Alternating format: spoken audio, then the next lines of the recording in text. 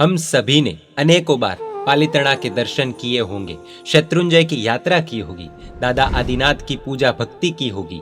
आज तो ये सब कुछ बहुत अनुकूल है। सरल भाषा में कहे तो सिर्फ ट्रेन की टिकट या फ्लाइट की टिकट लेनी है, पालीताना पहुंचना है, धर्मशाला में लगेज रख दिया और यात्रा शुरू। लेकिन एक समय ऐसा आया था जब किसी भी यात्री को यदि यात्रा करनी हो तो वो नेक्स्ट टू इम्पॉसिबल जैसा था। आज तीर्थादिराज शत्रुंजय महातीर्थ के अनेक रहस्यों में से एक रहस्य जानने का प्रयास करते हैं। साथ ही 2022 समर में भव्य नवाणु का आयोजन होने जा रहा है, जिसकी जानकारी इस वीडियो के अंत में हमें प्राप्त होगी। तो बने रहिए इस वीडियो के अंत तक और भविष्य के अपडेट्स के लिए चैनल सब्सक्राइब कर दीजिए। दादा आदिनाथ के दर्शन हेतु जब हम यात्रा शुरू करते हैं तो बीच में वागण पोल आती है। उस वागण पोल के पीछे की एक वीरतापूर्ण कथा आज देखते हैं। कई वर्षों पहले एक खूंखार वागिन ने यानी टाइग्रेस ने शत्रुंजय के ऊपर कब्जा कर लिया था और क्रूरतापूर्ण तरीके से सभी यात्रियों की हत्या कर देती थी। गिरिराज की यात्रा यानी मौत को गले लगाने जैसा बन चुका था। सभी श्रावकों को तड़प थी यात्रा की। जिस तरह लॉकडाउन के समय में तीर्थों के दर्शन बिना हमें महसूस हो रहा था या अभी भी हो रहा है, ठीक उसी तरह उन्हें भी महसूस हुआ होगा। पालीताना में वीर विक्रम सिंह नामक एक व्यक्ति अपने भाई और भाभी के साथ रहते थे। एक दिन अपना काम निपटाकर वीर विक्रम सिंह घर पहुंचे। जोरों की भूख लगी थी।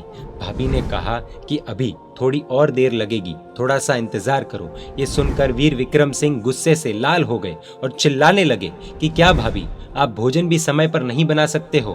भाभी ने कड़वे कटाक्ष के साथ उत्तर दिया कि इधर चिल्लाने की आवश्यकता नहीं है, इधर क्रोध मत दिखाइए देवर जी। यदि इतनी ही ताकत है, इतनी ही अंदर वीरता है और अगर इतना ही अंदर साहस है तो अपना क्रोध शत्रुंजय गिरिराज पर जाकर उस बागिन के सामने दिखाइए, उसे भगाइए। ये उत्तर सुनने के बाद वीर विक्रम सिंह से रहा नहीं गया। वे गिरिराज के लिए तुरंत निकल पड़े। आज किसी भी हालत में उस बागिन को परास्त करना ही होगा। इस सोच के साथ शत्रुंजय की तरफ बढ़े।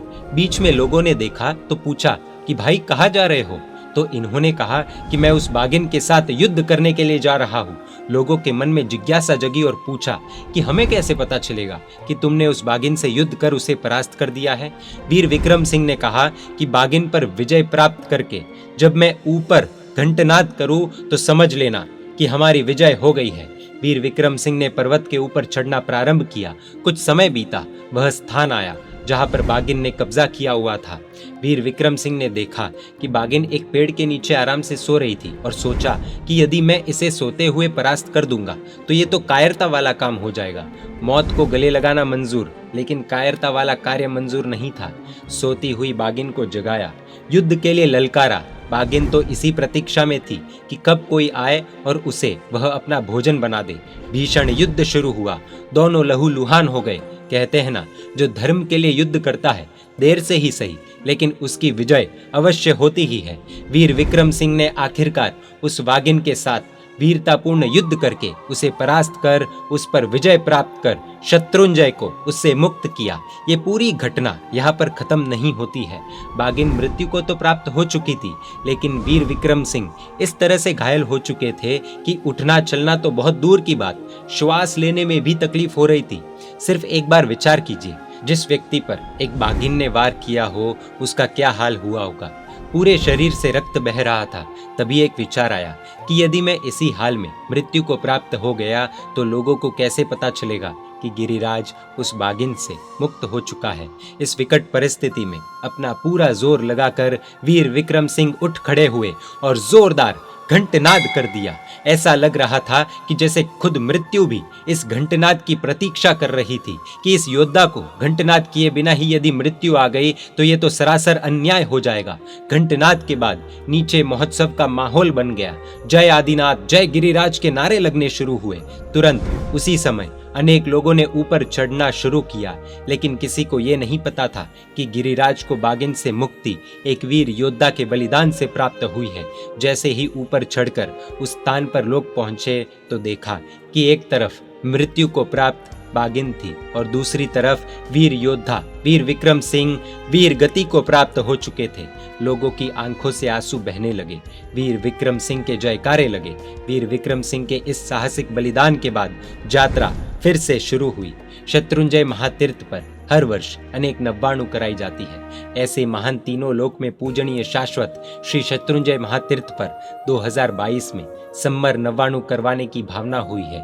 वैसे तो नव्वाणु शियाले यानी ठंडी के समय में ही देखी जाती है, परंतु उस समय में बच्चों को स्कूल की छुट्टियां नहीं होने के कारण श्री जैन संस्कार वाटिका हैदराबाद ने यह निर्णय किया कि इस बार नव्वाणु सम्मर में करवाएंगे। इस सोच को श्री प्रेम भुवन भानु जयघोष सूरी समुदाय के संयमिक लक्ष्य वात्सल्य निधि परम पूज्य आचार्य देव श्रीमद विजय जगत चंद्र सुरेश्वर जी महाराज साहेब और ज्ञान प्रभावक गुरुदेव परम पूज्य आचार्य भगवंत श्रीमद विजय अभय चंद्र सुरेश्वर जी महाराज साहेब के समक्ष रखी गई और नव्वाणु के साथ साथ त्रिदिवसीय 12 गौ के चरिपालित संघ की जय बोली गई। पूज्य गुरुदेव ने नव्वाणु का मंगल मुहूर्त विक्रम संवत 2078 चैत्री पूर्णम यानी तारीख 16/4/2022 को प्रदान किया। इस नव्वाणु के दौरान 2 महीनों तक सैकड़ों साधु साध्वी जी भगवंतों के निर्दोष गोचरी पानी यानी सुपात्र दान का अति उत्तम लाभ भी प्राप्त होगा। सम्मर के समय में नव्वाणु है, इसीलिए ये नहीं सोचना है कि ये सिर्फ बच्चों के लिए है। बच्चों को तो जुड़ना है ही, लेकिन साथ साथ पूरा परिवार भी जुड़ सकता है, क्योंकि इस समय में बच्चों के साथ साथ माता पिता भी जुड़ सकते हैं। परिवार सहित नव्वाणु का सबसे बेस्ट ऑप्शन हो सकता है। नव्वाणु सहित त्रिदिवसीय चरिपालित संघ के आयोजन में जुड़ने के लिए, इस अद्भुत धार्मिक अनुष्ठान का लाभ लेने के लिए, पुण्य का बंद करने के लिए जैन मीडिया के यूट्यूब चैनल के इसी वीडियो के डिस्क्रिप्शन में दिए गए गूगल फॉर्म को भर सकते हैं। आयोजक श्री जैन संस्कार वाटिका हैदराबाद। अधिक जानकारी के लिए आप इन नंबर्स पर संपर्क कर सकते हैं। जय आदिनाथ, जय गिरिराज। जैन मीडिया पर ऐसे वीडियोस आते रहेंगे। देखने के लिए आपको Jain media YouTube channel subscribe कर नोटिफिकेशंस के लिए बेल आइकन प्रेस करना होगा। आप हमें फेसबुक और इंस्टाग्राम पर भी फॉलो कर सकते हैं। परमात्मा के आज्ञा विरुद्ध कुछ भी कहा हो तो मिच्छामि दुक्कडम। जय जिन शासन, जय महावीर।